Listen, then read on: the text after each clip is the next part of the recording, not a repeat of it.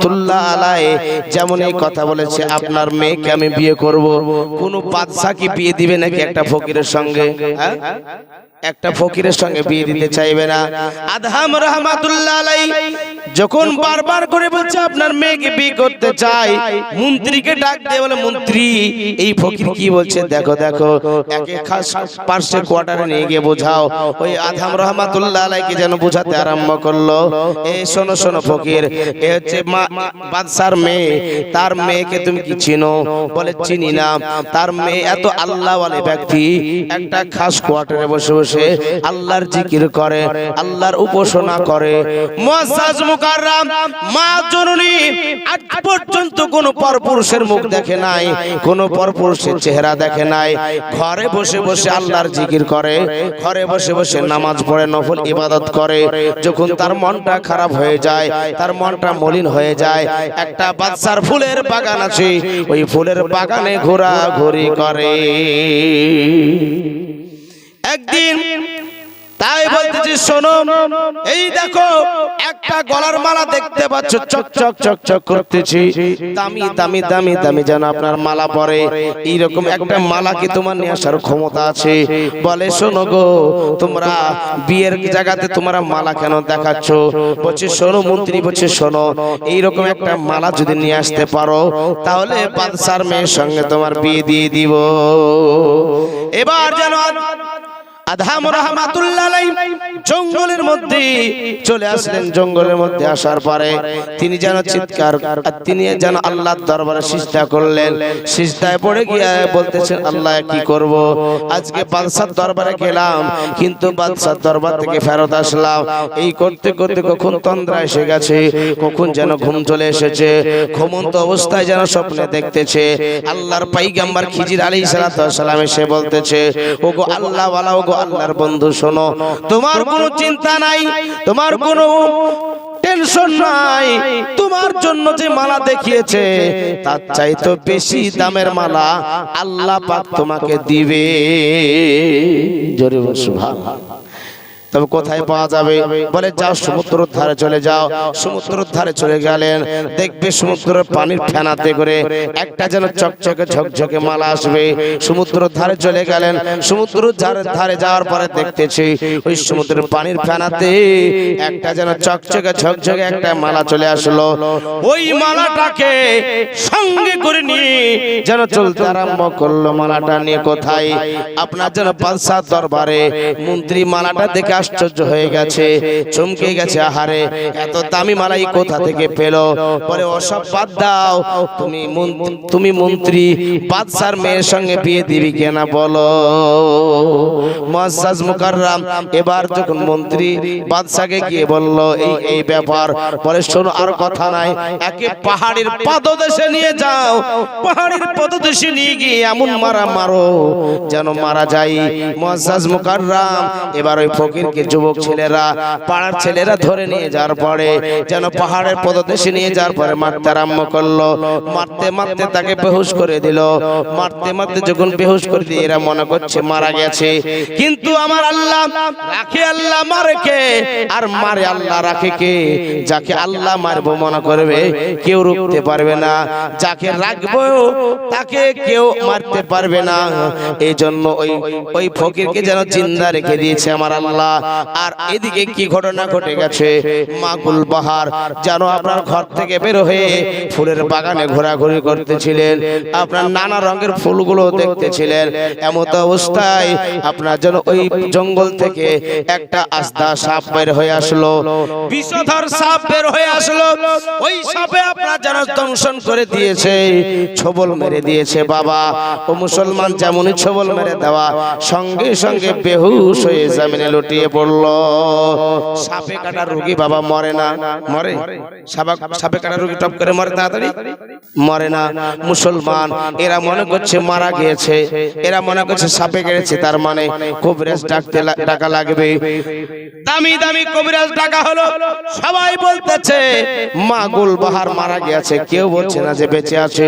মুসলমান এবার যেন আপনার সবাই যখন বলে দিল যে মারা গেছে, আর কি করবে? এবার যেন লোকজনকে খবর দেয়া হলো, তাকে যেন কাফন দাফন পরিয়ে জানাজা পড়িয়ে যেন কবরে ঢেকে দেয়া হলো। যেমনই বাবা কবরে ঢেকে দেওয়া আর যেন আপনার সবাই চলে গেল। এই ফকির আদম বলতেছে, হ্যাঁ এটা কার জানাজা চলতেছে? বলে এই জানাজাটা বাদশার মেয়ে গুলবাহার জানাজা চলতেছে। হ্যাঁ, এটা কখনো হতে পারে না। আল্লাহর পয়গম্বর খিজির আলাইহিস সালাম, পয়গম্বর কোনদিন মিথ্যা কথা বলতে পারে না। হ্যাঁ, তাই নাকি? যাও, তারপর দেখতেছি। সবাই যখন চলে গেল, মাটিগুলো সরালো, পাটাতন সরালো, ওই লাশটাকে কবর থেকে তুললো। লাশটাকে কবর থেকে তোলার পরে মা গুলবাহার একটা গাছের টেক লাগিয়ে দিল। গাছের টেক লাগিয়ে দেওয়ার পরে আল্লাহর দরবারে দোয়া করতে যাবে। যখনই বিপদে পড়ে আল্লাহওয়ালা যারা হয়, আল্লাহর দরবারে দু হাত তুলে দোয়া করে, দোয়া করতে যাবে। এমন অবস্থায় মিশর থেকে 3 জন মানুষ আসলো। একজন আল্লাহর ওয়ালা মানে আলেম ব্যক্তি ছিল, একজন কবিরাজ ব্যক্তি ছিল, তার মধ্যে একজন জেনারেল শিক্ষিত ছিল। বেরাদার ইসলাম, ওই কবিরাজটা আসার পর দেখতেছে আশেপাশে কেউ নাই। আর এই ফকির মনে করছে হয়তো বাদশা জেনে গেছে, কবর থেকে তোলা হয়েছে। মুসলমান এবার কি করলো? দেখতেছে একজন অচেনা অজানা মহিলা, তারা দেখলো পরীক্ষা নিরীক্ষা করে যে হচ্ছে সাপে কাটা রোগে মারা এখনো যায়নি, তার ভিতরে এখন আত্মা রয়ে গেছে। এবার জঙ্গল থেকে গাছ গাছড়া নিয়ে আসার পরে ওই মহিলাকে সুস্থ করলো। মহিলা যখন হুঁশ ফিরে পেল, মহিলা বলছে তোমরা আমার কাছ থেকে দূর হও, আমার কাছ থেকে দূর হও। আমি পর্দানসীনা মহিলা, আমার বাবা হচ্ছে বাদশাহ, বাবার খাস কোয়ার্টারে বসে আমি আল্লাহ জিকির করি। আজ পর্যন্ত আমার চেহারা কোন পরপুরুষ দেখে নাই, কোন পরপুরুষ দেখি নাই। আমার মা ফাতেমাতুজ জোহরা রাদিয়াল্লাহু তাআলা আনহা এইরকম ছিল বাবা, তার চেহারা কোনদিন কেউ দেখে নাই। আমার মা ফাতেমা কি রকম আল্লাহ ওয়ালি ছিলেন মহিলা, বেরাদার একই সিজদাতে রাত্রি পার করে দিত। ফাতেমা একই রাত্রিতে এক সিজদাতে রাত পার করে দিত। বোঝা আল্লাহ রাত্রি এমন ছোট করলে যে আমার আপনাকে সিজদা করে আমার মন ভরে না, ইবাদত করে মন ভরে না। জোরে বল সুবহানাল্লাহ। মা ফাতেমাতুজ জোহরা রাদিয়াল্লাহু তাআলা আনহা আখলাক চরিত্রকে যারা বাস্তবে রূপায়ণ করতে পারবে তারা জান্নাতি হয়ে যাবে। মা ফাতেমাতুজ জোহরা রাদিয়াল্লাহু তাআলা আনহা কেমন মহিলা ছিল একটু শুনবেন নাকি? হ্যাঁ, শুনবেন। মা ফাতেমাতুজ জোহরা রাদিয়াল্লাহু তাআলা আনহা একদিন কি করেছে, একদিনের কথা। মা ফাতেমাতুজ জোহরার একটা বান্ধবী ছিল, ওই বান্ধবীটা আসার পরে জানাবো দাওয়াত করতে আসবে। আর এমন অবস্থায় তার ওই ইহুদিটা ছিল, তার বাপ ইহুদিটা বলছে না না, গরিব মানুষকে দাওয়াত করা যাবে না। আসলে কি আমার নবী গরিব ছিলেন নাকি? হ্যাঁ, মা ফাতেমা কি গরিব ছিলেন নাকি? কোন বক্তা বলেছে গরিব ছিলেন না, গরিব নয়। সোনার পাহাড় নবীর পিছনে দৌড়াইতো। নবীকে বলা হয় তনু জাহানের বাদশা। জাহান মানে হচ্ছে পৃথিবী, 2 জাহানের নবী বাদশা ছিলেন। জোরে বলুন সুবহানাল্লাহ। তা মা ফাতেমাতুজ জোহরা রাদিয়াল্লাহু তাআলা আনহাকে দাওয়াত করতে এসে মা জননী আমার ঘরে বসে বসে আল্লাহর জিকির করতেছে। জোরে বলুন সুবহানাল্লাহ। আপনার জিকির করতেছে, আর এদিকে নবী মুস্তাফা সাল্লাল্লাহু তাআলা আলাইহি সাল্লাম দাওয়াতটা গ্রহণ করলে, যাও আমার মেয়ে তোমার বিয়েতে যাবে, আমার মেয়ে তোমার বিয়েতে যাবে। মুসলমান আমার ফাতেমাতুজ জোহরা রাদিয়াল্লাহু তাআলা আনহা ঘর থেকে বের হয়ে আসলেন। নবী গো, আব্বা জান আপনি দাওয়াতটা গ্রহণ করলেন, আমি এখন কোন পোশাক পরিধান করে যাব? বলে ফাতেমা সেটা তুমি ভালো জানো, তুমি ভালো জানো। মুআজ্জাজ মুকাররম রাত্রি কালে সিজদায় পড়ে আল্লাহর দরবারে দোয়া করছে, আল্লাহ গো আমার বান্ধবীদের দাওয়াত করে গেল, আমি এখন কি করে আমার বান্ধবীর বাড়িতে দাওয়াত খেতে যাব? সকাল হতে না হতেই একজন যেন অজানা দরজা যেন লক করেছে। কে আছো বাড়িতে? বলে কে গো কে?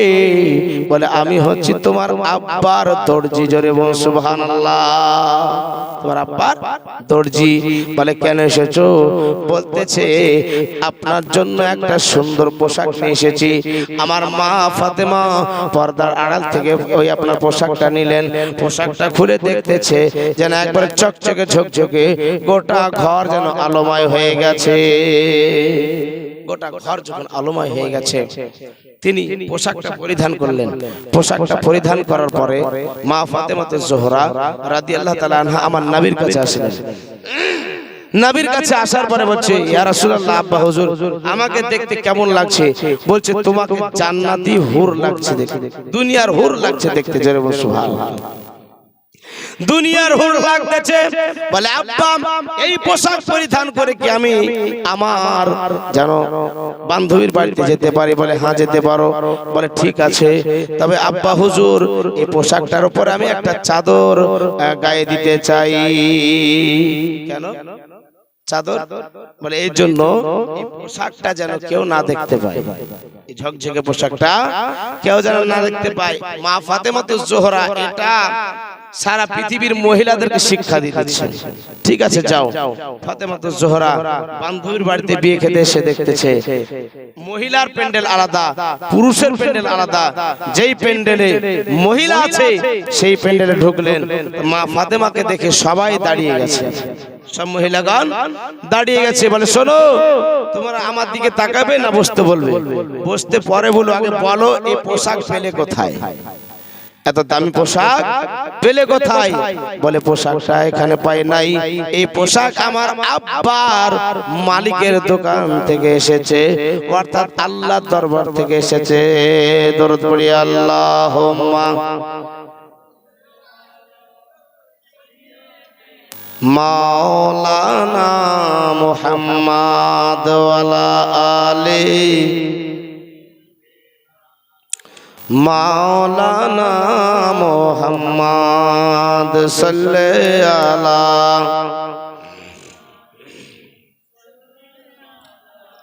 মুহাম্মাদ হরদম জাবান শাফিয়ানা মুহাম্মাদ সাল্লাল্লাহু আলাইহি সাল্লাম।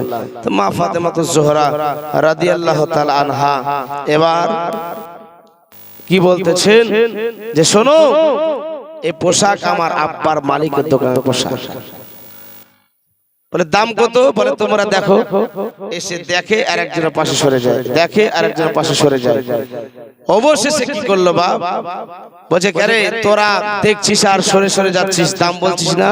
বলে এই পোশাকে লেখা আছে যে সারা পৃথিবী বিক্রি করলে এই পোশাকের দাম দেওয়া যাবে না। জোরে বল সুবহানাল্লাহ। মা ফাতেমাতুজ জোহরা রাদিয়াল্লাহু তাআলা আনহা বলছে তোমরা শোনো, তোমরা এই পোশাক দুনিয়াতে পাবে না, তবে যদি আমার আব্বার কলমা পড়ো তাহলে তোমরা জান্নাতে এই রকম পোশাক পাবে, এরকম জান্নাতে পোশাক পাবে।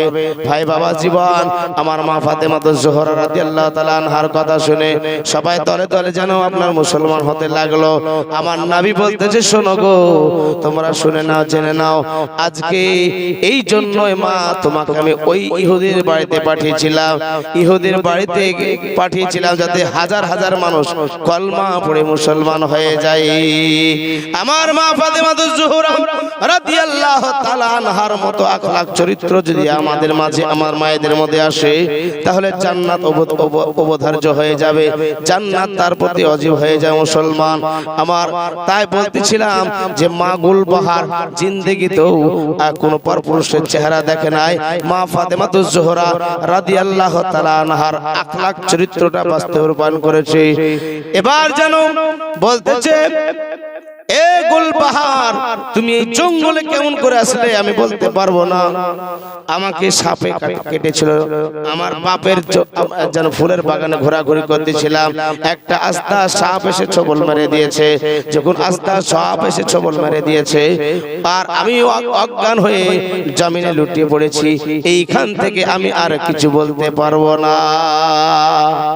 ফকির তখন বের হয়ে এসে বলছে আদম রহমাতুল্লাহ আলাইহি, এখান থেকে আমি বলবো। এরা কুকি আবার কোথায় ছিল? আসলে সে মনে করতেছিল যে হয়তো বাদশা বলক দেশের বাদশা হয়তো জেনে গেছে তার মেয়েকে কবর থেকে তুলেছে, এই জন্য লোক পাঠিয়েছে। কিন্তু পরে জানতে পারলো যে আসলে লোক নয়, এরা মিশর দেশের মানুষ, মিশর থেকে এসেছে। তো বলছে হুজুর, এই মেয়েটা খিজির আলী সালাম আমাকে সংবাদ দিয়েছে বাদশার মেয়ে গুলবাহার সঙ্গে বিয়ে হবে, কিন্তু তারা কেউ বিশ্বাস করলো না, আমাকে অপমান করে পদস্থ করে বাড়ি থেকে রাজদরবার থেকে বের করে দিল। কিন্তু লাস্টে বেলা আল্লাহর কি কুদরত, তাকে সাপে কেটেছে আর তাকে কবরে তারা শুইয়ে দিয়ে গেছে। আমি মনে করলাম আল্লাহর পয়গম্বরের কথা কোনদিন মিথ্যা হতে পারে না, মুআজ্জাজ মুকাররম। তাই আমি কি করলাম, কবর থেকে তার জানাজা পড়ে তারা যখন কবরে রেখে দিল, আমি মাটিগুলো সরালাম। মাটিগুলো সরানোর পরে তাকে এই গাছের তলায় আমি নিয়ে আসলাম। ওই তিনজন ব্যক্তি বলছে, মা গো, ও মা জননী, তুমি কি এই ফকির ছেলেটাকে বিয়ে করতে রাজি? বলে আল্লাহওয়ালা, আল্লাহওয়ালির সঙ্গে আল্লাহ মিলন ঘটাতে চায়। গাছ যদি ভালো হয় তার ফলও ভালো হবে। মুসলমান মা গুলবাহার দেখতেছে ছেলেটার কপালের দিকে তাকিয়ে যেন একটা নূরের ঝলক মেরে দিয়েছে। তিনি বুঝতে পারলেন এটা আল্লাহওয়ালা ব্যক্তি, কোনো সাধারণ ব্যক্তিত্ব নয়। এবার কি করলো বাবা, তারা তিনজন মিলে এই মা গুলবাহার সঙ্গে বিয়ে পড়িয়ে দিল। বিয়ে পড়িয়ে দেওয়ার পরে তারা চলে গেল। এরা ঘর সংসার করতে আরম্ভ করলো। বাবা, রাত যায় দিন আসে, দিন যায় রাত আসে, এইভাবে আপনার চলতে ফিরতে যেন আপনার একটা ফুটফুটে একটা সন্তান হলো। বলার উদ্দেশ্য একটাই, মা ফাতেমাতুজ জোহরা তিনার আখলাক চরিত্র, তিনি কত আজকে রাত্রি জেগে জেগে ইবাদত করেছেন। যত রকম জিকির আজকার আছে তত রকম জিকির আজকার করতো। বাবা, আজকে আমার মায়েদের যেন চারটা যদি গুণ থাকে তাহলে তাদের জান্নাত যাওয়া ওয়াজিব হয়ে যাবে।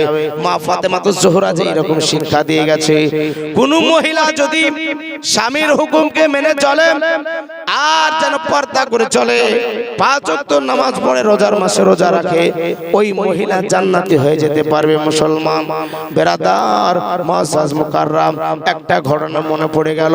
একটা কিতাব পড়েছিলাম, কিতাবটার নাম হচ্ছে কালবি কিতাব।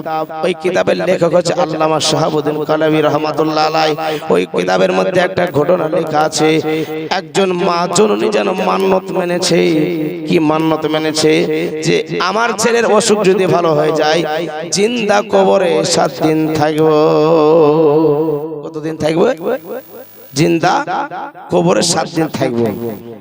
তো মানুষ কোন দিন জিন্দা অবস্থায় কবরে 7 দিন থাকতে পারে? একবার দরুদ পড়ি, আল্লাহুম্মা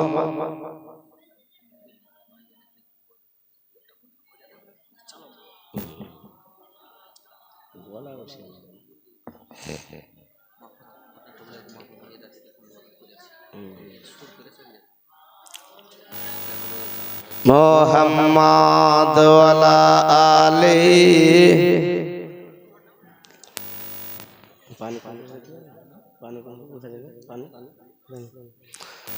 সাল্লি আলা মুহাম্মাদিন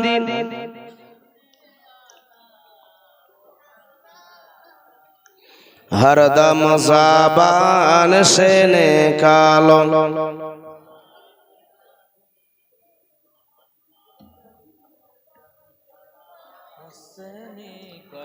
शफियाना मुहम्मद सल्लल्लाहु अलैहि वसल्लम। तो बेरादर इस्लाम, ওই বুড়িমা মান্যত মানলো যে আমি 7 দিন কবরে থাকবো। 7 দিন কে কবরে থাকতে পারে বাপ? থাকতে পারবে? 7 দিন কে কবরে থাকতে পারবে না। কিন্তু বুড়িমা মান্যত মানলো, কিন্তু মান্যতের কথা ভুলে গেছে। মান্যতের কথা ভুলে গেছে তো কি করছে? আবার তার সন্তানের রোগটাকে আল্লাহ বৃদ্ধি করে দিয়েছে, বাড়িয়ে দিয়েছে। যখন বাড়িয়ে দিল তখন আবার তার মনে হয়ে গেল নিশ্চয়ই আল্লাহর আমি হুকুমকে মানিনি, আল্লাহর কাছে যে মান্যত মেনেছি সে মান্যতটা আমি পুরা করিনি, মনে হয় এই জন্য আমার ছেলের অসুখটা বেড়ে গেছে। বুড়িমা কি করলাম, আবার আল্লাহর দরবারে হাত তুলে দোয়া করে, আল্লাহ যদি আমার এই ছেলেটার অসুখ ভালো হয়ে যায়, আমি আল্লাহ এবার অবশ্যই 7 দিন কবরে থাকব। ভাই বাবা জীবন এবার কি করলো, বুড়িমা গ্রামবাসীকে ডাক দিয়ে বলে, তোমরা শোনো গো, তোমরা আমাকে 7 দিন কবরে রেখে আসো, 7 দিন কবরে থাকবো আমি।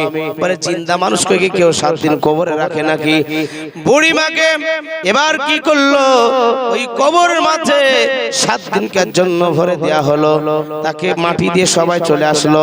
কিন্তু ভাই বাবা জীবন তার ছেলেটা কবরে তারে দাঁড়িয়ে দাঁড়িয়ে কান্না করতেছে আর বলছে, ওয়াকুর রাব্বির হামহুমা কামা রাব্বায়ানা সাগীরা, ওয়াকুর রাব্বির হামহুমা কামা রাব্বায়ানি সাগীরা। কোন সন্তান যদি এই রাত্রিতে, এই শবে বারাতের রাত্রিতে যেন আপনার বাপের মায়ের কবরে দাঁড়িয়ে দাঁড়িয়ে দোয়া করে, ওই দোয়াটা কারেন্টের মতন কবুল হয়। জোরে বলুন সুবহানাল্লাহ। নবী মুস্তাফা এই রাত্রি কালেতে যেন কবর জিয়ারত করেছে। আমার নবী মুস্তাফা সাল্লাল্লাহু আলাইহি সাল্লামের 11টা বিবি ছিল। কটা? 11টা বিবি।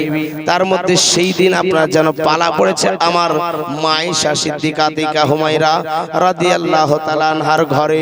আমার নবী মুস্তাফা সাল্লাল্লাহু তাআলা আলাইহি সাল্লাম মায়েশার ঘরে যাওয়ার পরে কিছুক্ষণ বসার পরে উঠে চলতে আরম্ভ করলেন। চলতে চলতে জান্নাতুল বাকিয়াতে চলতে আরম্ভ করলেন।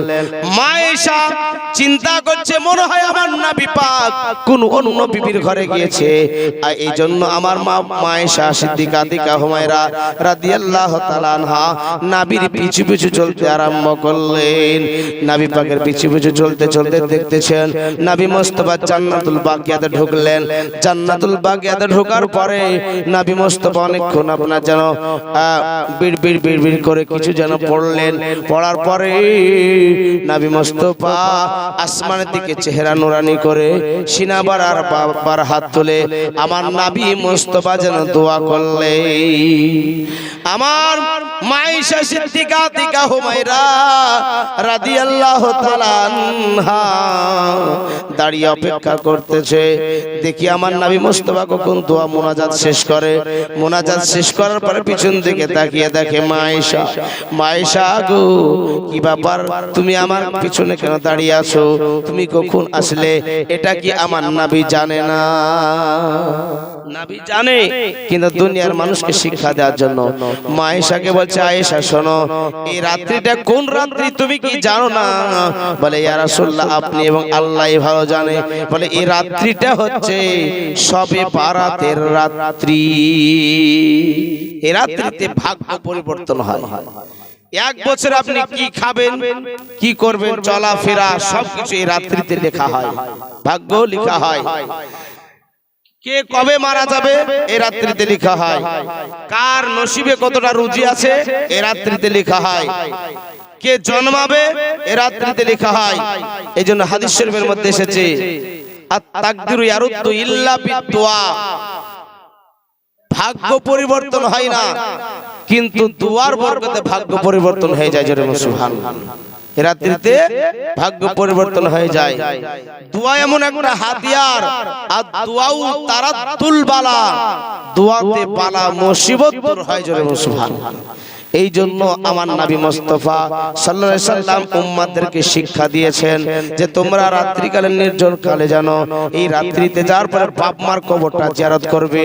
এই শবে বারাতের রাত্রিতে কবর জিয়ারত করতে যাওয়া এটা আমার নবীর সুন্নাত। জোরে বলুন সুবহানাল্লাহ। নবী মুস্তাফা দুহাস্ত মুবারাকাত তুলে দোয়া করেছেন, এই জন্য আপন বাপ মায়ের কবরটা জিয়ারত করবেন। মুসলমান কোন সন্তান যখন মায়ের বাপের কবরটা জিয়ারত করতে যায়, ওই সময়তে তার সন্তানের চেহারা, তার সন্তানকে তার বাপ মা দর্শন করে থাকে। জোরে বল সুবহানাল্লাহ। এমনকি পায়ের আওয়াজ পর্যন্ত শুনতে পাই প্রতি রাত্রিতে। যেমন কিছু পবিত্র রাত্রি আছে, ওই রাত্রিগুলোতে আপন বাড়িতে রূহ আসে। কোন কোন রাত্রি? যেমন শবে বারাতের রাত্রি, শবে মেরাজের রাত্রি, আশুরার রাত্রি। এই রাত্রিগুলোতে আপন রূহগুলো আপন বাড়ির দিকে আসে।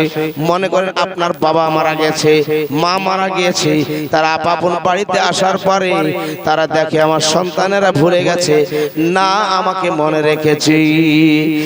তারা ভিক্ষা চাইতে আসে, কি ভিক্ষা চাইতে আসে? ভাত রুটি না কি কোন তরি তরকারি না কিছু চাইতে আসে না, তারা চাইতে আসে নেকি। জোরে বলুন সুবহানাল্লাহ। এই রাত্রিতে তারা নেকি চাইতে আসে। ভাই বাবা জীবন আমার, এই জন্য এই রাত্রি জেগে জেগে আপন বাপ মায়ের জন্য যদি মারা যায় বাপ মার জন্য দোয়া করবেন। এই রাত্রি কালাতে যদি আপনার ভাই মারা যায় ভাইয়ের জন্য দোয়া করবেন। কারেন্টের মতন কবুল হবে। জোরে বলুন সুবহানাল্লাহ। ভাই বাবা জীবন, এই রাত্রিটা মহামূল্যবান রাত্রি নবী মুস্তাফা শিখিয়ে দিয়েছেন। তাই বলতেছিলাম বাবা, আমার নবী মুস্তাফা সাল্লাল্লাহু আলাইহি সাল্লামের বেটি মা ফাতেমাতুজ জোহরা রাদিয়াল্লাহু তাআলা আনহা কি রকম মহিলা ছিলেন। মা ফাতেমাতুজ জোহরা রাদিয়াল্লাহু তাআলা আনহা নিজের স্বামীর খেদমত করেছেন এবং রাত্রি জেগে জেগে আল্লাহর ইবাদত পর্যন্ত করেছেন। জোরে সুবহানাল্লাহ। মা ফাতেমাতুজ জোহরার মতো যদি আপনারা হয়ে যান, জান্নাত আপনাদের প্রতি অনিবার্য হয়ে যাবে, জান্নাতও যে হয়ে যাবে। দরুদ পড়ি আল্লাহুম্মা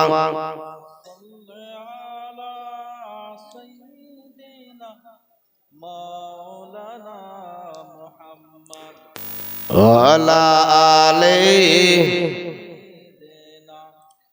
মাওলানা মুহাম্মদ সাল্লাল্লাহু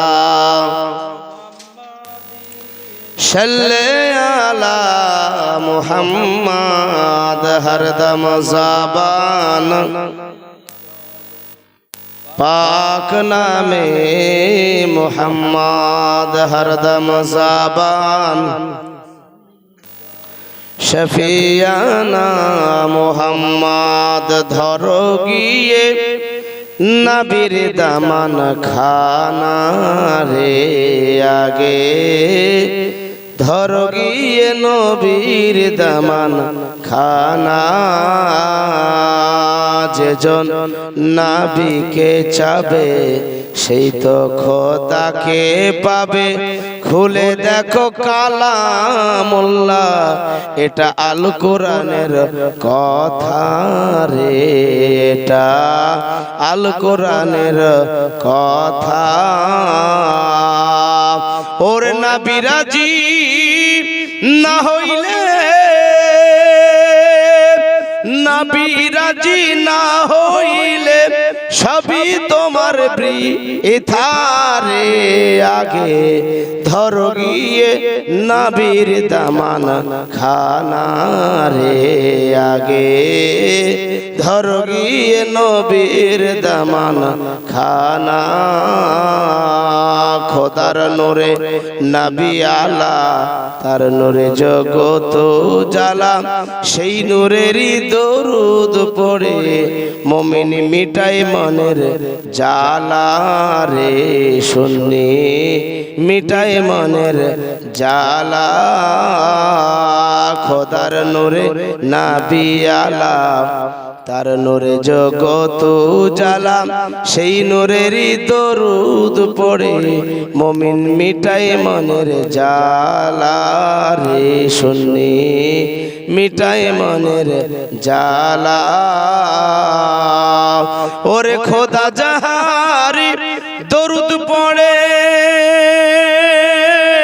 খোদা যাহার দরুদ পড়ে, খোদা যাহার দরুদ পড়ে, তোমার কি নাই জানা রে আগে ধরো গিয়ে নবীর দামান খানা রে আগে ধরো গিয়ে নবীর দামান খানা।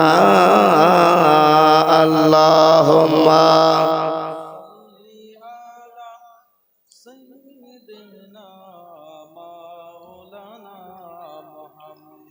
ওয়ালা আলে মাওলানা মুহাম্মদ সাল্লাল্লাহু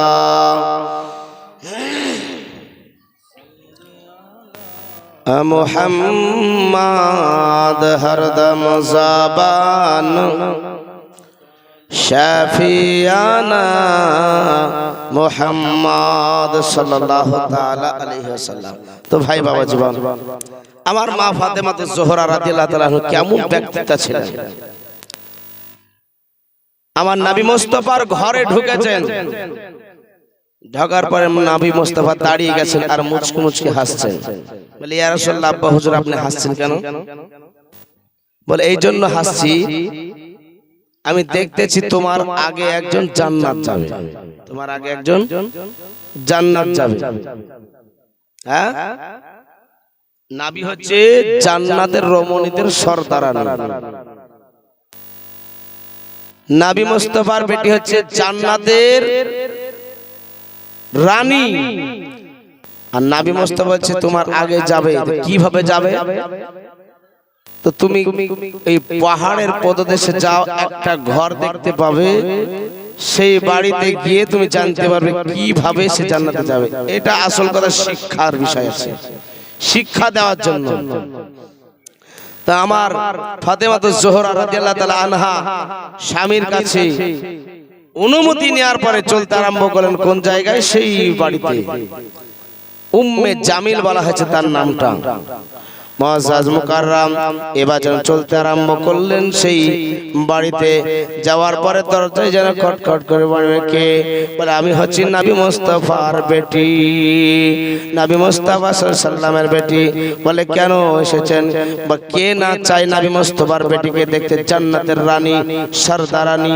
মুআজ্জাজ মুকাররম সবাই দেখতে চায়, তার মান সম্মান হচ্ছে আলাদা, সবাই দেখতে চায়, কিন্তু তিনি বের হলেন না বাবা, তিনি চলে গেলেন। তারপরে 2-3 দিন এইভাবে আসা যাওয়া করলেন। ইমাম হুসাইন রাদিয়াল্লাহু তাআলা আনহু সঙ্গে ছিলেন।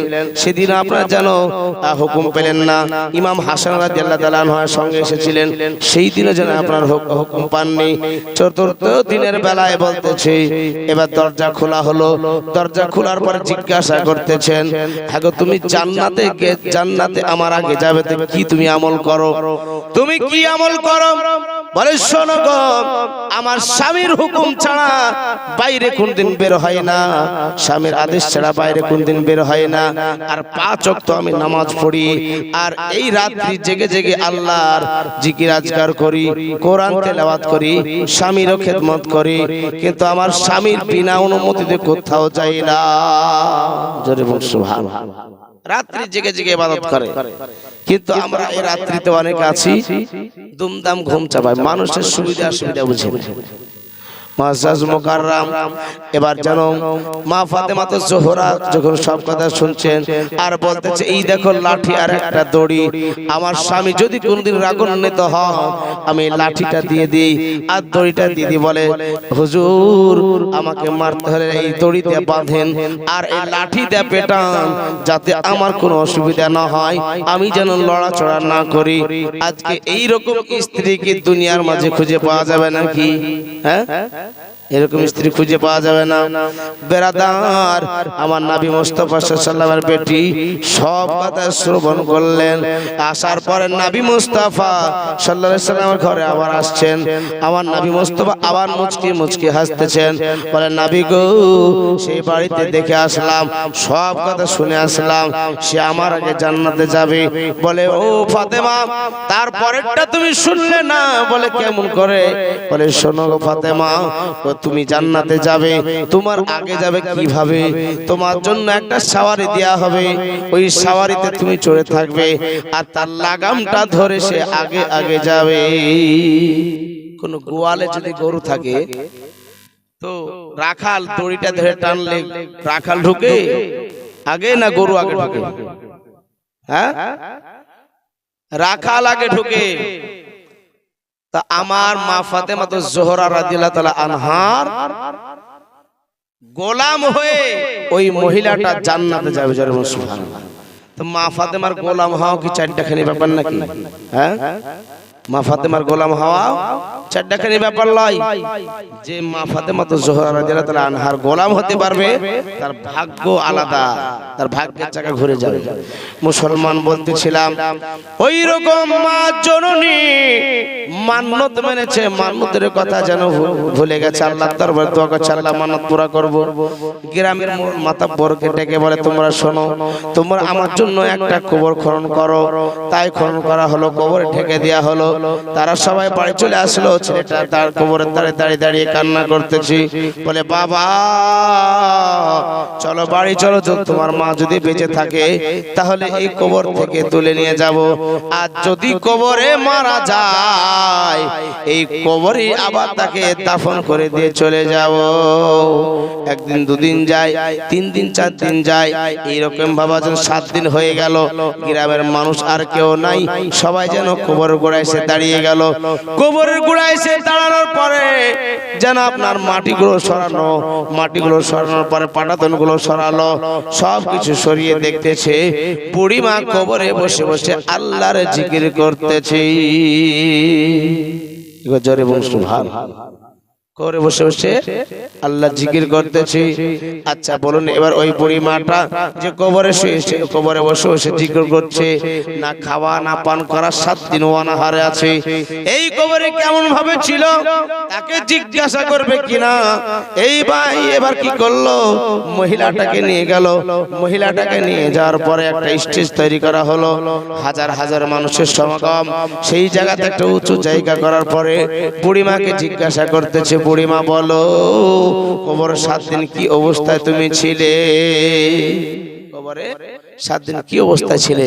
ওই বুড়িমাকে যখন জিজ্ঞাসা করা হলো, বুড়িমা বলতেছে তোমরা শোনো, যখন আমাকে কবরে শুইয়ে দিলে, কবরে রেখেছিল, তোমরা যখন চলে আসলে আমি দেখলাম, শুনতে পাচ্ছিলাম যে পায়ের চপ্পলের আওয়াজ পর্যন্ত কবরে শুনতে পাই। তো তোমাদের পায়ের আওয়াজটা যখন শুনতে পাচ্ছি না আর, তো তখন আমি চোখটা খুললাম, চোখটা খুলে দেখছি এই কবরটার কবর নাই, একটা পৃথিবীর সমান বড় হয়ে গেছে। যত দূর নজর যায় তত দূর কবরটা কুশাদা হয়ে গেছে। তো আমি লক্ষ্য করে দেখছি ডান দিকে একটা মহিলা বসে আছে, তার মাথার উপরে জান্নাতি একটা পাখি বাতাস করছে। কথাটা বলার উদ্দেশ্য এটাই, শুধু জান্নাত এমনি পাওয়া যাবে না, এই রাত্রিতে ইবাদত করতে হয়, তারপরে জান্নাত পাওয়া যায়। এই রাত্রিতে আল্লাহর দরবারে ক্ষমা চাইতে হয়। তো ওই মা জননী কে জিজ্ঞাসা করার পরে মহিলাটা সালাম করলো, আসসালামু আলাইকুম, সালাম করলো। তো বলছে দুনিয়ার সালাম কবরে চলে না। বলে দুনিয়ার সালাম কবরে চলুক বা নাই চলুক, একটা কথা জিজ্ঞাসা করব। বলে হ্যাঁ। বলে এই যে জান্নাতি পাখিটা আপনাকে বাতাস করতেছে এর কারণটা কি।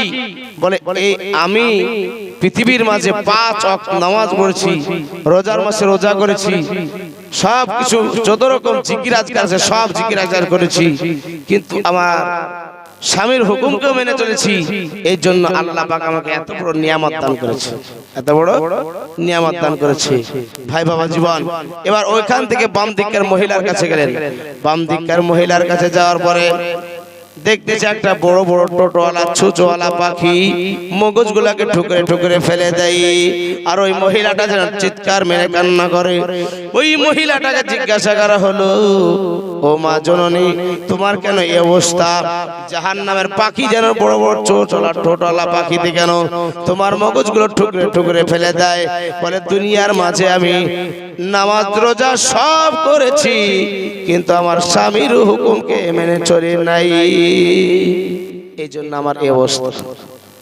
বলে বুড়ি মা তবে শোনো, তুমি কবরে 7 দিনের জন্য কবরে এসেছো, দুনিয়াতে গিয়ে আমার স্বামীকে গিয়ে একটু বলবে আমার স্বামী যেন মাফ করে দেয়। আমার স্বামী যদি মাফ করে দেয় তাহলে আমার আল্লাহ আমাকে মাফ করে দিবে। সুবহানাল্লাহ।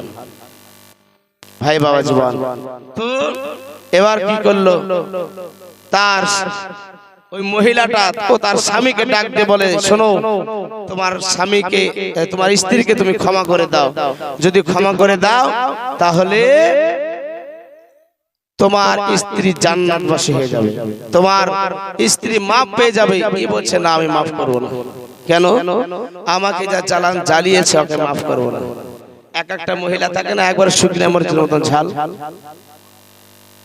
স্বামীর কথা মোতাবেক চলে না, এমন ঝামেলা করে, তো তাই বলতেছে আমি একে মাফ করো না, বহুত জ্বালিয়েছে। মহিলাটা বলছে তুমি যদি মাফ করে দাও তোমার স্ত্রী কি আর দুনিয়াতে আসবে? বলেন না, কবর থেকে আর দুনিয়াতে আসবে না। তাহলে তুমি কেন মাফ করছো না? সবার কাকতি মিনতিতে যখন মাফ করে দিল, ওই মহিলাটা স্বপ্ন যুগে দেখতেছে জান্নাতের বাগানে ঘোরাঘুরি করছে। জোরে মুসলমান, জান্নাতের বাগানে ঘোরাঘুরি করতেছে।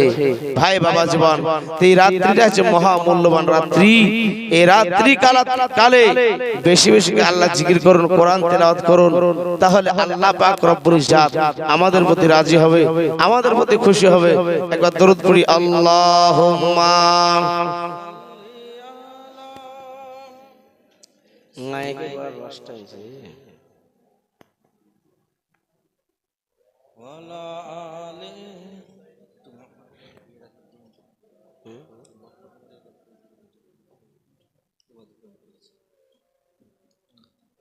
মুহাম্মাদিন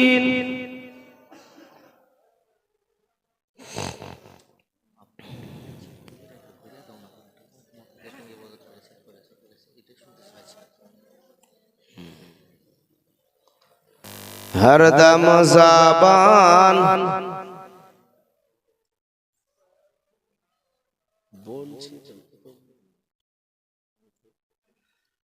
দরুদ পড়ি, আল্লাহুম্মা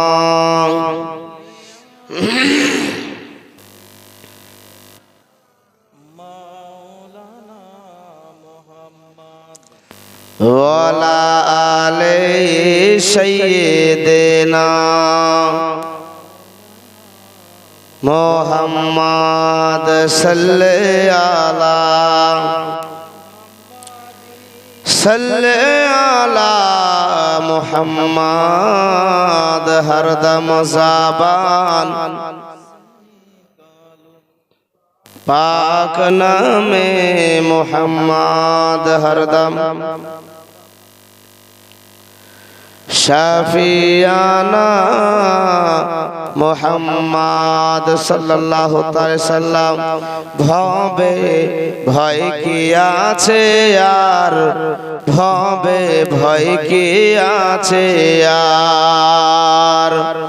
ও গো সাইয়্যিদুল মুরসালিন নবী মোদের জামিনদার, ও গো সাইয়্যিদুল মুরসালিন নবী মোদের জামিনদার। ভবে ভয় কি আছে আর, ভবে ভয় কি আছে আর। বেরাদার ইসলাম, আপনারা বুঝতে পারছি আমি মানে গলার অবস্থা খুব খারাপ, এই জন্য আমার খুব কষ্ট হচ্ছে, বুঝতে পারছেন? আপনারা হয়তো ভাবছেন যে এক বলছে আর এক বলছে, কিন্তু কত কষ্ট হয় ওয়াজ করতে, যার বক্তা তারাই জানে। মানে এমন গলায় ব্যথা করছে, আর এবার যদি নাও আসি বলবেন যে দাওয়াত করে আসলো না, আপনাদের কথা রাখতে গিয়ে আমাকে আসতে হয়েছে। ভাই বাবা জীবন, তো আপনারা কিছু মনে করবেন না, আমি যখন একটা এদিক ওদিক ব্রেন ছিটিয়ে যায় তখন কিন্তু আর ওয়াজে মন বসে না। তো যাই হোক, যখন এসেছি আর কিছুক্ষণ বলে বক্তব্য ঘোষণা করব।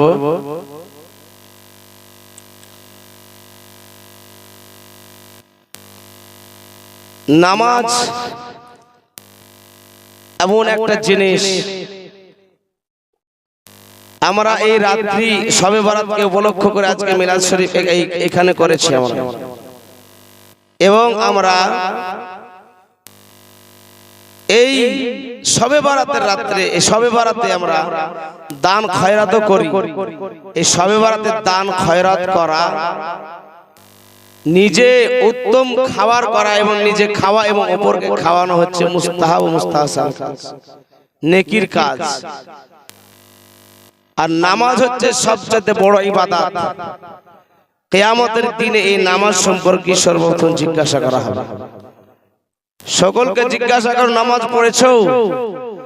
তো যারা নামাজ পড়েছে তারাও বলবে নামাজ পড়েছি, আর যারা নামাজ পড়েনি তারা বলবে নামাজ পড়েছি, কিন্তু যারা নামাজি সিজদায় চলে যাবে, রুকুতে চলে যাবে। কিন্তু যারা বেনামাজি তারা তক্তার মতো হয়ে দাঁড়িয়ে যাবে। নফল ইবাদত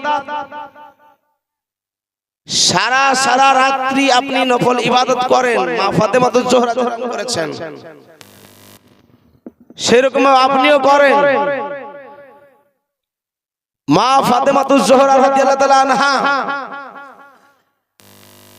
কথা আপনারা শুনেছেন, আরো শুনবেন, কিন্তু বেরাদার ইসলাম আমার খুব কিন্তু একটু কষ্ট হচ্ছে, সেজন্য আমি ব্যক্ত করে খুলে বলতে পারছি না। তো যাই হোক, নামাজ সম্পর্কে দুটি কথা বলে বক্তব্য করব। নামাজ সবচেয়ে বড় ইবাদত। আমার নবী মুস্তাফা সাল্লাল্লাহু আলাইহি ওয়াসাল্লামের একজন সাহাবী রাসূল, যার নাম হচ্ছে আবু দুজানা রাদিয়াল্লাহু তাআলা আনহু, নবীর পিছনে 5 ওয়াক্ত নামাজ পড়তেন। তো একদিন হঠাৎ করে নামাজ পড়ে দোয়া খায়, তাসবিহ তাহলিল আর করছেন, কিন্তু সাহাবারা আলোচনা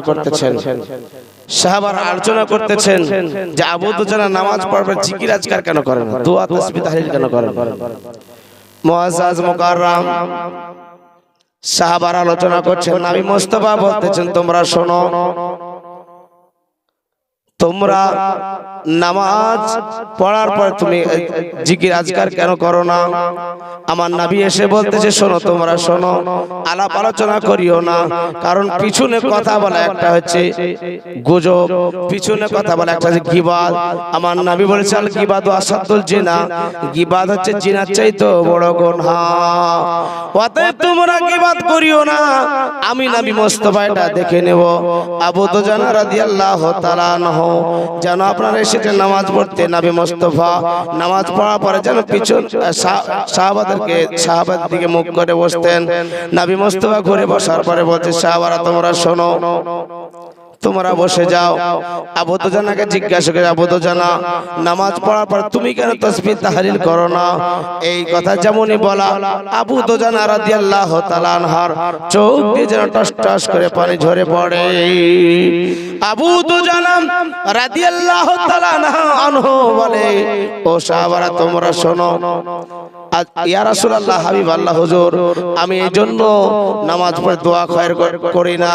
আমার বাড়িতে 2টা ছোট ছোট বাচ্চা আছে, ওই বাচ্চা দুটি সকাল সকাল যদি উঠে পড়ে, আমার বাড়ির পাশে একটা ইহুদির বাড়ি রয়েছে, ওই ইহুদির বাড়িতে একটা খাজুরের গাছ রয়েছে, ওই ইহুদির বাড়িতে খাজুরের গাছ রয়েছে, ওই খাজুরের মাথাটা যেন আমার বাড়ির দিকে নয়ে আছে। ইয়া রাসূলুল্লাহ, হাবিব আল্লাহ হুজুর, যদি আমি দোয়া তাসবিহ করতে যাই, আমার 2 ছেলে সন্তান যেন ওঠার পরে খাজুরগুলো কুড়িয়ে খেয়ে ফেলবে, এই জন্য একটু আমি আগে যেন চলে যাই, খাজুরগুলো কুড়িয়ে একটা পাত্র সাজিয়ে ওই ইহুদির বাড়িতে আমি পৌঁছে দেই, ইহুদির বাড়িতে আমি পৌঁছে দিই। কিন্তু ইয়া রাসূলুল্লাহ, কোনদিন যদি খাজুরে কম হয়ে যেত তো আমাকে গালিগালাজ করতো। সাহাবী বলতো তোমার খুব কষ্ট হয়? বলে হ্যাঁ, খুব কষ্ট হয়। তো ওই ইহুদিকে ডেকে আনো, ইহুদিকে ডেকে আনা হলো। ইহুদিকে ডেকে আনার পরে জিজ্ঞাসা করা হলো, ইহুদি ওই গাছটা তোমার? বলে হ্যাঁ। বলে খাজুর গাছটা আমার সাহাবীকে দিয়ে দাও, আমি তোমাকে জান্নাতে 10টা খেজুর গাছ দেব। ই বলছে কবে মরবো আর কবে খাজুর গাছ কবে পাবো, আর দরকার নাই, আমার দরকার নাই। আবু বকর সিদ্দিক রাদিয়াল্লাহু তাআলা আনহু দাঁড়িয়ে বলছেন, ইহুদি একটা খাজুর গাছের বদলে তুমি কয়টা খাজুর গাছ নেবে বলো? ইহুদি বলতেছে আমি একটার বদলে 100টা নেব, তাও বা জামিন সহ, মাটি সহ। আবু বকর সিদ্দিক রাদিয়াল্লাহু তাআলা আনহু বলছে শোনো, সামান্য 100টা খেজুর গাছ ইসলামের জন্য, আমার নবীর জন্য যদি কলেজা ছিঁড়ে চাইতে তো আমি কলেজা ছিঁড়ে দিয়ে দিতাম। কি সাহাবারা নবীকে মহব্বত করতেন, নবী মুস্তাফা সাল্লাল্লাহু আলাইহি ওয়াসাল্লামের জন্য জান দিতে রাজি, মাল দিতে রাজি। বেরাদার ইসলাম। তো ওই ইহুদি 100টা খাজুর গাছের দলিল নিয়ে বাড়ি চলে গেল, আর আবু দুজানাকে ওই খাজুর গাছের মালিক বানিয়ে দেওয়া হলো। মুআজ্জাজ হযরত আবু দুজানা রাদিয়াল্লাহু তাআলা আনহু বাড়ি আসলেন, আর এই বাড়িতে আনন্দ করতেছি ইহুদি, বিবি জানিস একটার বদলে 100 পেয়েছি, তাও বা গাছটা আমার বাড়ির আঙ্গিনাতে আছে।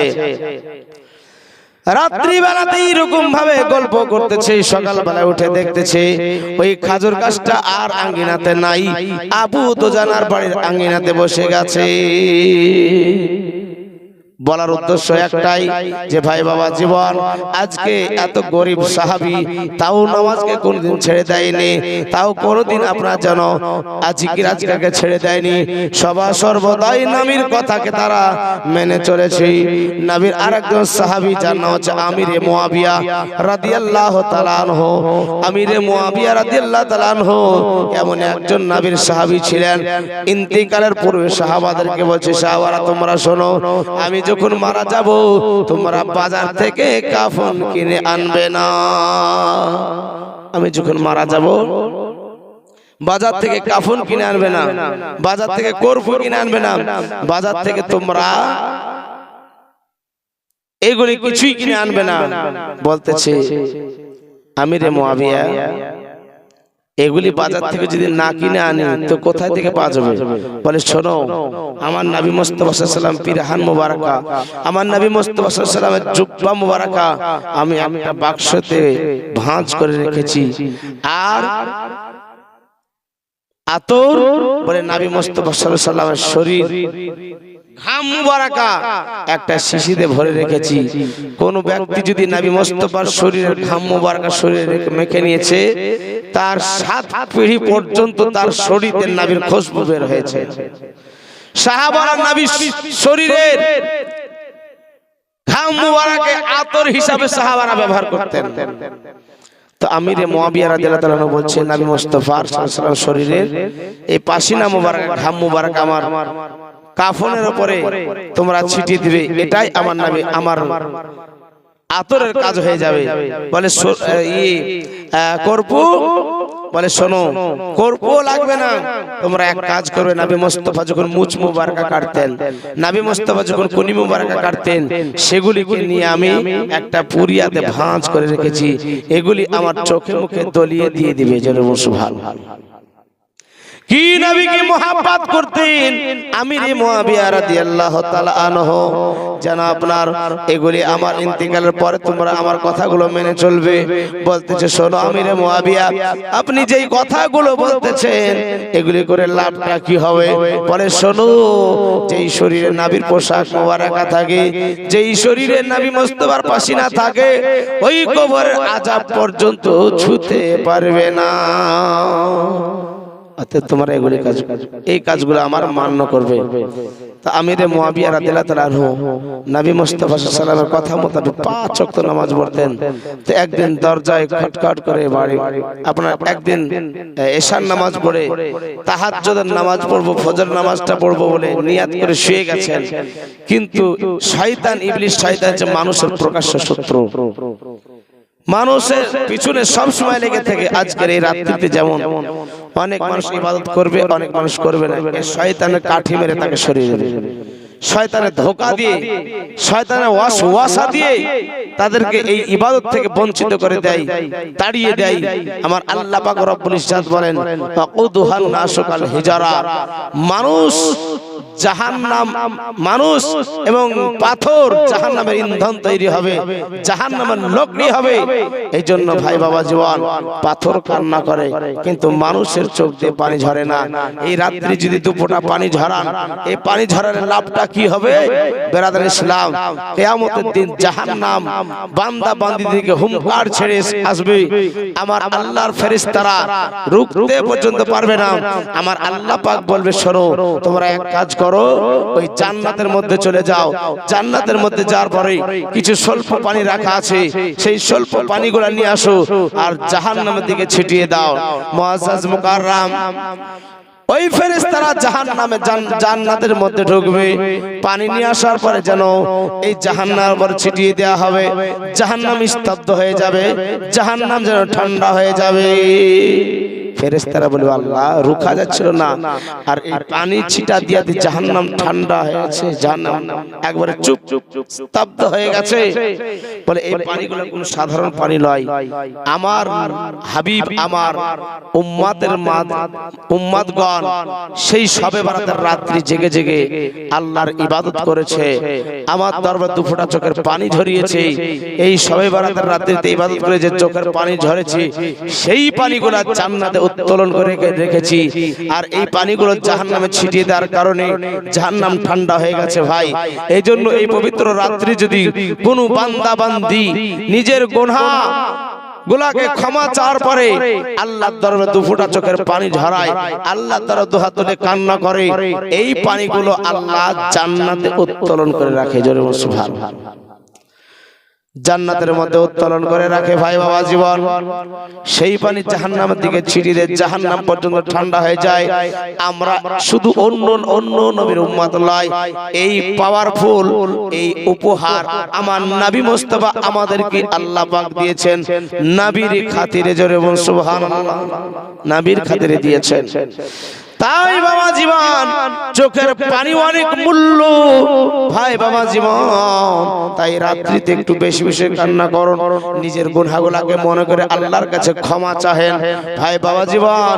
তবে আপনাকে একটা কথা বলে দিই, যাদের কাজা নামাজ আছে, কাজা নামাজ রাত্রিতে নফল ইবাদতের চাইতে আগে কাজা নামাজগুলো তোলা হচ্ছে জরুরি, কাজা নামাজগুলো হচ্ছে তোলা জরুরি। তবে আপনি সালাতুত তাসবিহ নামাজটা পড়তে পারেন। এই রাত্রিতে হযরতে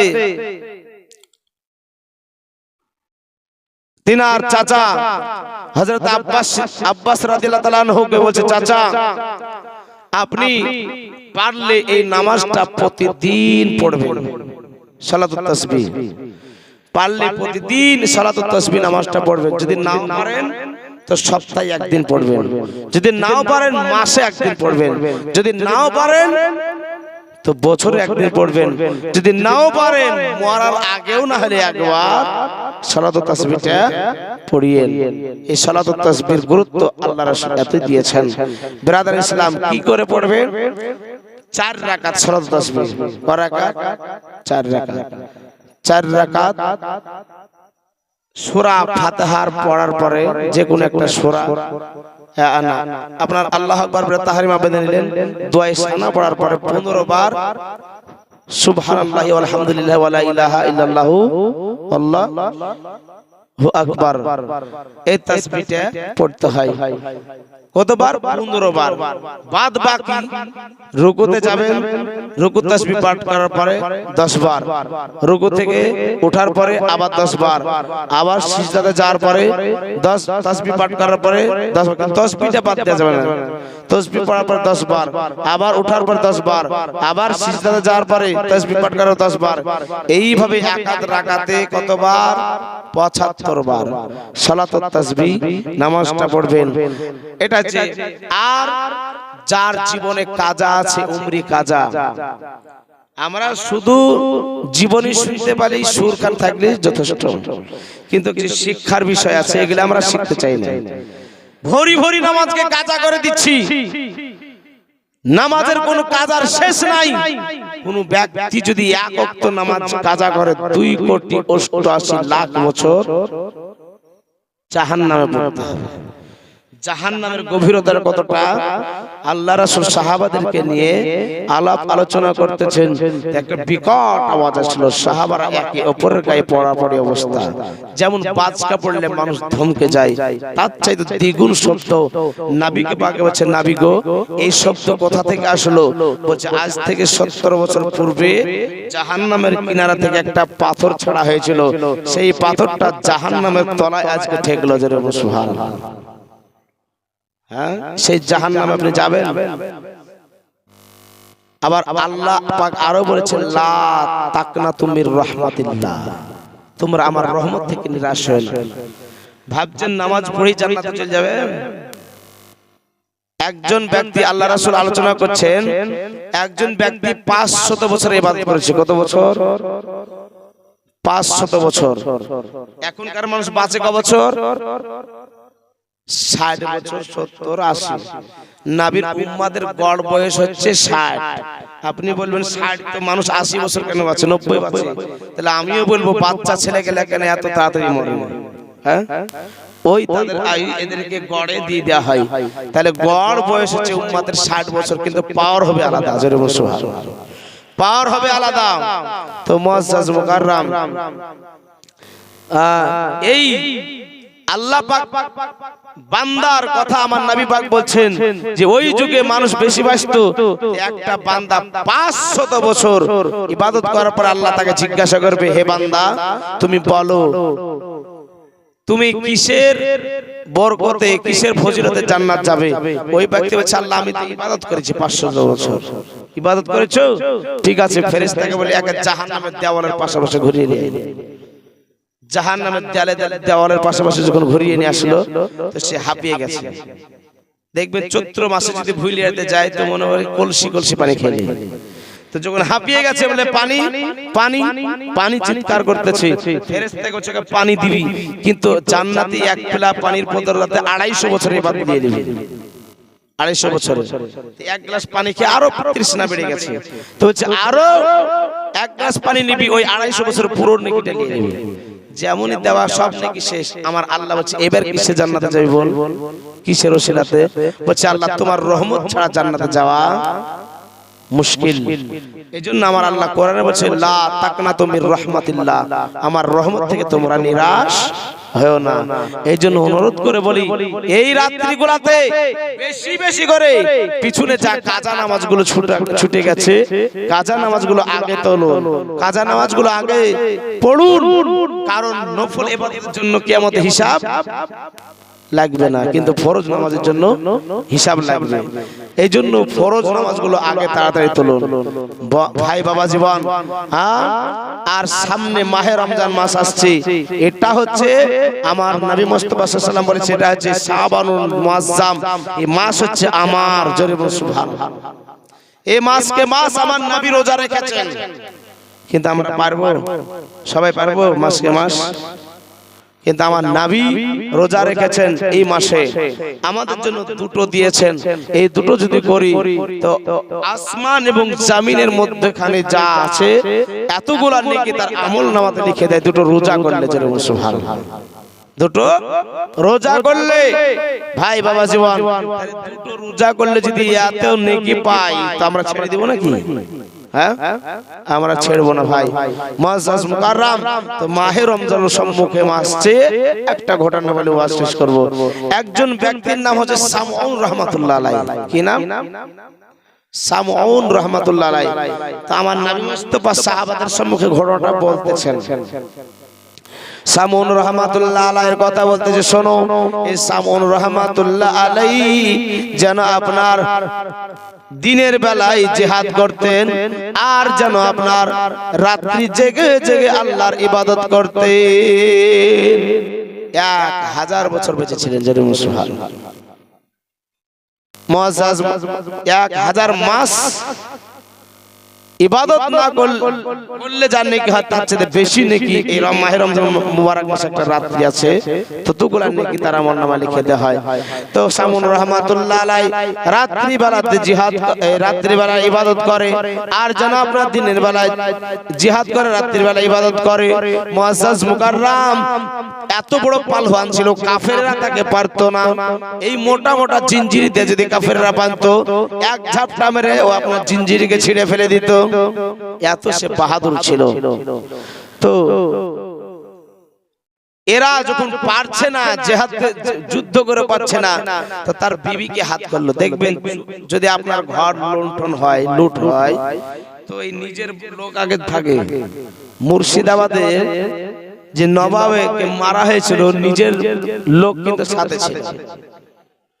মুসলমান আজকে কেন লাঞ্ছিত, অপমানিত, পদদলিত? মুসলমানের ছেলে বড় লোক ব্যক্তি আর কেউ নাই, কিন্তু মুসলমান আমরা আল্লাহকে ভুলে গেছি, আল্লাহ থেকে দূরে আছি। যদি আমরা আল্লাহ পাক বলেন আল্লাহু মাওলা ফালাহুল কুল, যে আমার হয়ে যায়, আমি তার হয়ে যাই, সারা পৃথিবীর সৃষ্টি জীব তার গোলাম হয়ে যাই। কিন্তু আমরা যদি আল্লাহর হয়ে যাই, আমাদেরকে মারবে কারো বুকের পাটা আছে? হ্যাঁ, আমাদের যাতে শক্তি কারো আছে? কিন্তু আমরা তো দুর্বল, আমরা আল্লাহর ইবাদত করি না, আল্লাহ আমাদের কথা শুনবে? হ্যাঁ ভাই বাবা জীবন, এই জন্য 5 ওয়াক্ত নামাজ পড়ুন আর এই রাত্রি গোলাতে জেগে জেগে ইবাদত করুন। বলতেছিলাম সামউন রহমাতুল্লাহ আলাইহি যখন তিনাকে কেউ পারতেছে না, তার বিবিকে হাত করলো, তার বিবিকে লোভ দেখালো, শোন কিসে তোর স্বামী কাবু যদি বলতে পারিস তোকে মালামাল করে দেয়া হবে, সারা জীবন বসে খেতে পারবি, বল। তা তার স্ত্রী এবার কি করেছে, তাকে জিজ্ঞাসা করছে, হাগো রাত্রির বেলাতে জিজ্ঞাসা, হাগো তুমি কিসে কাবু হও যে এত শক্তি তোমাকে কেউ পারে না? বলে শোন, আমাকে তখনই কাবু করতে পারবে আমার একটা লোমের সাথে আর একটা লোম যদি গিট মেরে দেয়, তাহলে আমি কিন্তু কাবু হয়ে যাব। এই কথাটা শোনার পরে তাকে জানিয়ে দেওয়া হলো, ওই কাফেরদেরকে জানিয়ে দিল। আর ওই রাত্রিতে শুয়ে আছে, আরাম করতেছেন, আর সঙ্গে সঙ্গে তার সেই কাজটা করা হলো, সামউন রহমাতুল্লাহ আলাইহিকে মেরে দিল। তাহলে আর ইহকাল গেল একজন আল্লাহর ওলি, তার ঘর সংসার তার কথা মোতাবেক যদি করত, তাহলে সে জান্নাতি হতো, সে জান্নাতবাসী হতো। মুসলমান কিন্তু লোভে পাপ, পাপে মৃত্যু, লোভে পড়ে গিয়ে আজকে তারা কাফেরদের সঙ্গী হলো, কাফেরদের সাথে সাথ দিল, এই জন্য সে জাহান্নামে হলো। ইহকাল হলো না, তার পরকাল হলো না। ভাই বাবা জীবন, এই জন্য মাহে রমজান মুবারক মাস আসছে, গুনাহ ঝরানোর মাস। আল্লাহ রাসূল সাল্লাল্লাহু আলাইহি সাল্লাম বলেন, এই রমজান মাসটা এমন একটা মাস, যেমন আপনার গাছে ঝিকড়ি দিলে, মরা গাছে ঝিকড়ি দিলে সমস্ত পাতা ঝরে যায়, ওই রকম ভাবে ওই মাহে রমজান মুবারক মাসে ইবাদত করলে গুনাহগুলো আপনার ঝরে ঝরে যায়। মাহে রমজান মুবারক মাসের সম্পর্কে আল্লাহ রাসূল সাল্লাল্লাহু আলাইহি ওয়াসাল্লাম প্রথম সিঁড়িতে পা দিয়ে পড়লেন, আমিন খুতবা দিতে গিয়ে।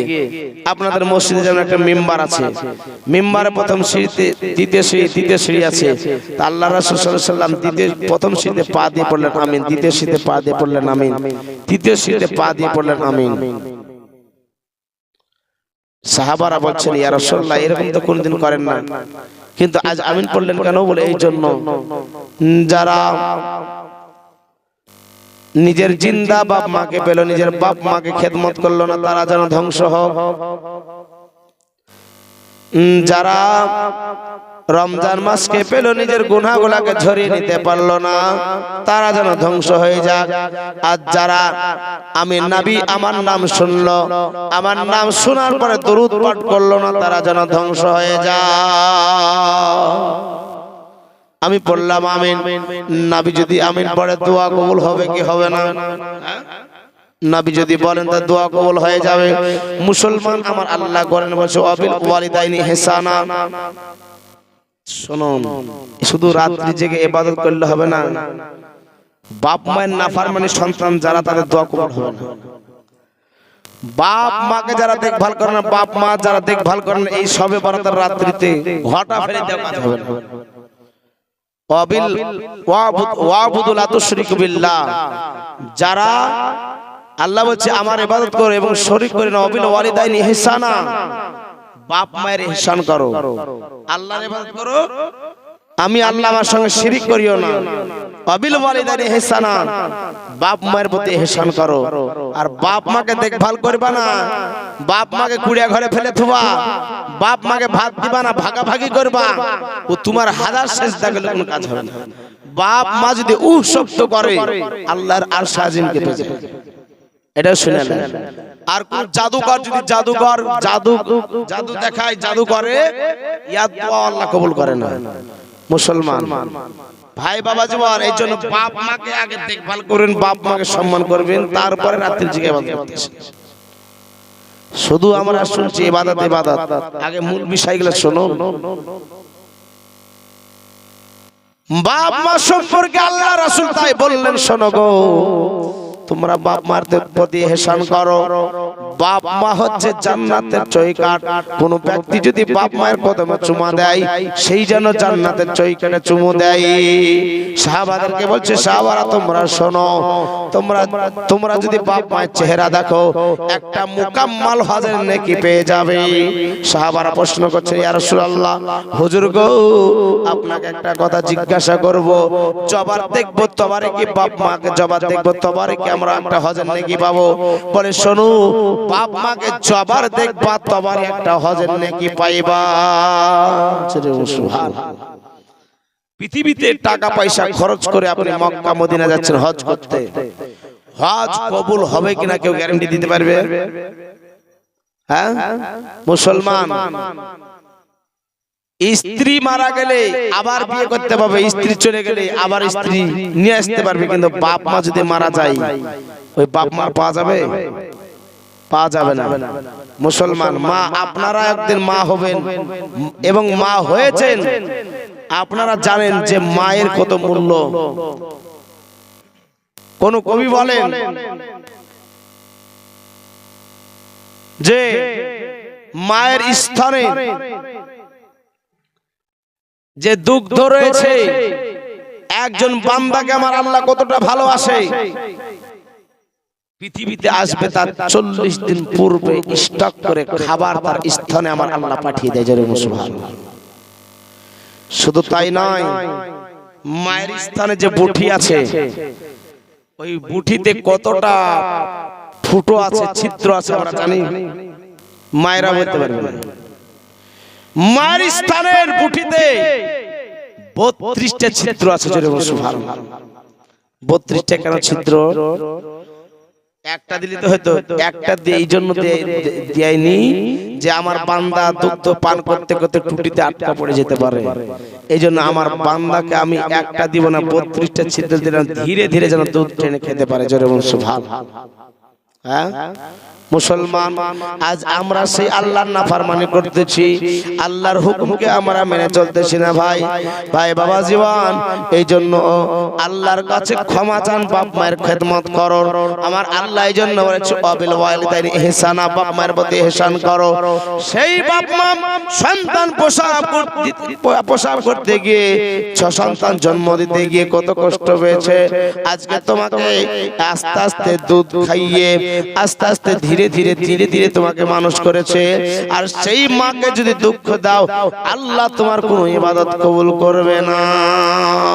ভাই বাবা জীবন, মায়ের দোয়াতে অনেক আল্লাহর বান্দা ওলি হয়ে গেছেন। একজন আল্লাহর ওলি, যার নাম হচ্ছে শেখ ফরিদউদ্দিন গঞ্জে শাকার রহমাতুল্লাহ আলাইহি। শোনেন, আজ এই রাত্রিটা জাগবো, দিয়ে আর ইবাদত করব না। শুধু এই রাত্রি জাগলে হবে কি? এই রাত্রি জাগার পরে আর নামাজ পড়তে হবে না? হ্যাঁ, নিজেও নামাজ পড়তে হবে, নিজের সন্তানকেও 7 বছর থেকে তাকে দিতে হবে। তো শেখ ফরিদউদ্দিন গঞ্জে শাকার রহমাতুল্লাহ আলাইহি, তিনি বাচ্চাকালে তো তার মা বলতেছেন, বেটা নামাজ পড়ো। তো নামাজ পড়ে কি পাওয়া যাবে? যায় নামাজের তাহলে চিনি পাওয়া যাবে, চিনি পাওয়া যাবে। তখন যেমন এই কথা বলা, তো চিনি পাওয়া যাবে, তো প্রতিদিন চিনির পুরিয়া করে যায় নামাজের তলে ভরে দেয়। প্রতিদিন পাই, নামাজও পড়ে। একদিন হঠাৎ করে এখন খেলাধুলা করতে গেছে বন্ধু বান্ধবের সঙ্গে। সেই দিন কিন্তু নামাজের টাইম হয়ে গেছে, আজান হয়ে গেছে। বন্ধু বান্ধব বলছে, এসো নামাজ পড়ি। বলে, নামাজ পড়ে কি পাওয়া যায়? যায় নামাজের তলে চিনি পাওয়া যায়। জামাত নামাজ শেষ করার পরে যায় নামাজ উঠিয়ে দেখছে চিনি। সেদিন কিন্তু তার মা ভরেন, চিনি খাচ্ছে। বলে, আজকে চিনি স্বাদ একটু আলাদা লাগছে, এত সুন্দর সুস্বাদু চিনি। মাকে গিয়ে বলছে, মা আজকে চিনি যে সুস্বাদু, আলাদা আলাদা স্বাদ। বলে, ও চিনি বাবা, প্রতিদিন আমি চিনি ভরে দিতাম, কিন্তু আজকে চিনি আমি দিইনি, এটা আল্লাহ দিয়েছে। জোরে সুবহানাল্লাহ। ভাই বাবা জওয়ান, এই জন্য নামাজ বাচ্চা কাল থেকেই নামাজ শিক্ষা দিতে হবে, নাহলে কিয়ামতের দিন আপনি পাকড়া হয়ে যাবেন। শুধু এই শবে বরাতের রাত্রি জায়গায় ছুটি লাই, শবে বরাতের ইবাদত করুন। তাই বলে ভাবিয়েন না যে আমি শবে বরাতের বিপক্ষে যাচ্ছি, রাত্রি জেগে ইবাদত করুন, ভালো কথা, এবং কাজা নামাজগুলো তুলুন, তার সঙ্গে বাপ মারও খেদমত করুন। আগেই বলেছি বাপ মার খেদমত ছাড়া কোনো কাজ লাগবে না। মুসলমান দ্বিতীয় সিঁড়িতে পা দিলেন, বললেন আমিন। যারা রমজান মাসকে পেল, নিজের গুনাহকে ঝরিয়ে নিতে পারল না, তারা যেন ধ্বংস হয়ে যাক, আমি পড়লাম আমিন। এই মাহে রমজান মুবারক মাসে কোন ব্যক্তি যদি মারা যায়, তার বিনা হিসাবে জান্নাত, তার কোনো হিসাব হবে না। মুআজ্জাজ মুকাররম মাহে রমজান মুবারক মাসে আপনার যদি 1 টাকা কেউ দান করে 70 টাকা সমান নেকি পাবে। কোন ব্যক্তি যদি একজনকে 1 গ্লাস পানি, একটা খেজুর দিয়ে ইফতার করায়, তার আমলনামাতে স্টার আলাদা একটা রোজার নেকি লেখা হবে। মাহে রমজান মুবারক মাসে কোন ব্যক্তি যদি ফরজ নামাজ পড়ে, তো 70 ফরজ সমান নেকি পাবে। জোরে বলুন সুবহানাল্লাহ। কোন ব্যক্তি যদি নফল পড়ে, তো ফরজের সমান নেকি পাবে। তাহলে মাহে রমজান মুবারক মাস সামনে আসছে, আর 15 দিন নাকি, হ্যাঁ ভাই বাবা জীবন। তো আর দ্বিতীয় সিঁড়িতে পা দিয়ে পড়লেন আমিন। তৃতীয় সিঁড়িতে যারা আমার নাম শুনলো এবং দরুদ পাঠ করলো না, তারা যেন ধ্বংস হয়ে যায়। পৃথিবীর মধ্যে সবচাইতে ওই ব্যক্তি কাঞ্জুস ব্যক্তি, সবচাইতে কিপটে ব্যক্তি ওই ব্যক্তি যে নবীর নাম শুনলো আর দরুদ পাঠ করলো না। ওই ব্যক্তি হচ্ছে সবচাইতে কৃপণ ব্যক্তি, সবচাইতে কাঞ্জুস ব্যক্তি। এই জন্য ভাই, নবীর নাম শুনে দরুদ পাঠ করতে হবে। মুআজ্জাজ মুকাররম দরুদের যে কি ফজিলত, সুবহানাল্লাহি ওয়া হামদিহি। এই দরুদ সাহাবায়ে কেরামরা সর্বদাই পাঠ করেছেন। নবী মুস্তাফা সাল্লাল্লাহু আলাইহি ওয়াসাল্লামের একজন সাহাবী এবং জামাতা শেরে খোদা আলী মুর্তজা রাদিয়াল্লাহু তাআলা আনহু, তিনি মসজিদে নববী থেকে বের হচ্ছেন। আবু জেহেল কাছে একটা ফকির গেছে। ফকির যাওয়ার পরে বলছে, আমাকে কিছু দেন, আমি অভাবগ্রস্ত, 3 দিন ধরে অনাহারে আছি। বলে, আমার কাছে কেন? ওই দেখো শেরে খোদা আলী মুর্তজার কাছে যাও। শেরে খোদা আলী মুর্তজার কাছে যেমন এসেছে, আসার পরে বলতেছে, হুজুর কিছু দেন। আমার নবী মুস্তাফা সাল্লাল্লাহু আলাইহি ওয়াসাল্লামের জামাতা বলে, হাত পাতো। হাত পাতে কি যেন বিড়বিড়ি করে পড়ে হাতে ফু দিয়েছে। বলে, শোনো, মুষ্টি বেঁধে নাও। মুষ্টি বেঁধে পরে এখানে খুলবে না, আমার কাছ থেকে দূরে গিয়ে খুলবে। হযরত আলী রাদিয়াল্লাহু তাআলা আনহু যা বললেন তাই করলেন। আবু জেহেল বলছে, কই দেখি কি দিল? মুষ্টিটা খুলে দেখতেছে একটা যেন মুক্তার দানা। জোরে সুবহানাল্লাহ। মুক্তার দানা দেখতে পাওয়া যায়। হযরত আলী রাদিয়াল্লাহু তাআলা আনহু কে গিয়ে বলছে, হুজুর আপনি তো হাতে ফু দিলেন, তো মুক্তার দানা কোথা থেকে আসলো? বলে, শোনো, এটা হচ্ছে দরুদের বরকতে আমার আল্লাহ পাঠিয়েছে। জোরে সুবহানাল্লাহ। নবীর শানে দরুদ পাঠ করার কারণে আমার আল্লাহ পাক রব্বুল ইজ্জত পাঠিয়েছে। এই জন্য বেশি বেশি করে দরুদ পাঠ করবেন। দরুদে আল্লাহ খুশি হয়। শুধু আমার নবী শুধু নয়, দরুদ পাঠ করলে আমার আল্লাহ খুশি হয়। দেখেন ব্রাদার সাহেব, কেমন আমার আল্লাহ পাক কোরআন পাকের মধ্যে ঘোষণা করেছেন, ইন্নাল্লাহা ওয়া মালাইকাতাহু ইউসাল্লুনা আলান নবী ইয়া আইয়ুহাল্লাযীনা আমানু সাল্লু আলাইহি ওয়া সাল্লিমু তাসলিমা। ব্রাদার, আজকে পৃথিবীর মাঝে আমরা নামাজ পড়ি, নামাজের হুকুম আল্লাহ দিয়েছে। নামাজ কি আল্লাহ পড়ে? হ্যাঁ, আল্লাহ পড়ে না। আমাদেরকে রোজা ফরজ করেছে, রোজা আল্লাহ করে না। মুসলমান কিন্তু আল্লাহ একটা কাজ করে, ইন্নাল্লাহা ওয়া মালাইকাতাহু ইউসাল্লুনা আলান নবী। নিশ্চয় নিশ্চয় আমি আল্লাহ এবং আমার ফেরেশতারা দরুদ পাঠ করে নবীর শানে। ইয়া আইয়ুহাল্লাযীনা আমানু সাল্লু আলাইহি ওয়া সাল্লিমু তাসলিমা। হে ঈমানদার বান্দাগণেরা, কাদেরকে ডাক দিয়ে বলছেন? হে ঈমানদার বান্দাগণেরা, তোমরাও নবীর প্রতি খুব খুব আদব সহকারে দরুদ পাঠ করো। জোরে সুবহানাল্লাহ। আদব সহকারে দরুদ পাঠ করো। তাহলে আমাদেরকে আদব বলতে গিয়ে আমরা যেমন ইয়া নবী সালাম আলাইকা দাঁড়িয়ে কেন করে নাকি, তাহলে একটা আদব, একটা ক্লাসে যদি মাস্টার ঢোকে তো ছাত্ররা দাঁড়িয়ে যায় না কেন? সম্মান জানায়, ইজ্জত দেয়। আর বসে থাকলে কি বলবে? বাচ্চারা বেয়াদব আছে, কেউ দাঁড়াচ্ছে কেউ দাঁড়ায়নি, আর যে দাঁড়ায়নি তাকে বেয়াদব বলবে, যে বদমাশি করে তাকে বেয়াদব বলবে। এখন যারা বলে যে আহলে সুন্নাত জামাতের মানুষ দাঁড়িয়ে সালাম করে, এটা নাই। তা আমরা নবী নবীকে দাঁড়িয়ে সালাম করি, দাঁড়িয়ে কিয়াম করি, এতে কোনো ক্ষতি আছে? দরুদ পাঠ করবেন এই জন্য বেশি বেশি করে।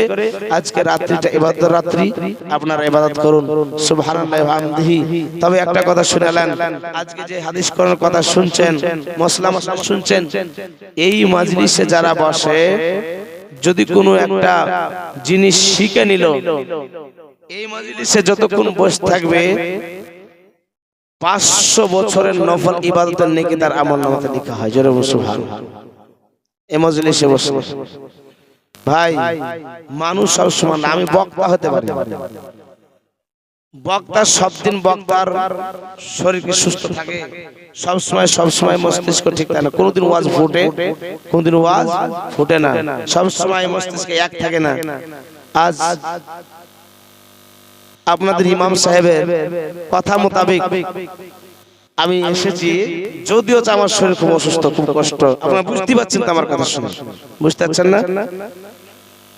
কিন্তু ধীরে ধীরে আস্তে আস্তে কথা বলা করে বলছি, যখন আল্লাহ কোনদিন নিয়ে আসবে কিনা আমি সেটা বলতেছি না, সে আশা করি না। আমি রুজির মালিক, যেখানে যা রুজি থাকবে তাকে সেখানে পৌঁছাতেই হবে।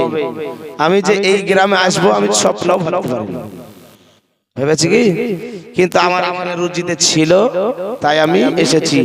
ও চিন্তা করি না যে দাওয়াত পাবো কি পাবো না, ও টেনশন। আল্লাহ হচ্ছে রুজির মালিক। যাই হোক বাবজি, ওয়াজ আগে বাড়াচ্ছি না। আল্লাহ পাক যেন শোনার চাইতে বেশি বেশি করে আমল করার তৌফিক দান। সকলে পড়ে আল্লাহুম্মা আমিন, আল্লাহুম্মা আমিন। সবাই পড়ে আস্তাগফিরুল্লাহ রাব্বি মিন কুল্লি যামবি ওয়া আতুবু ইলাইহি, লা হাওলা ওয়ালা কুওয়াতা ইল্লা বিল্লাহিল আলিল আযীম, লা ইলাহা ইল্লাল্লাহু মুহাম্মাদুর রাসূলুল্লাহ সাল্লাল্লাহু আলাইহি ওয়াসাল্লাম।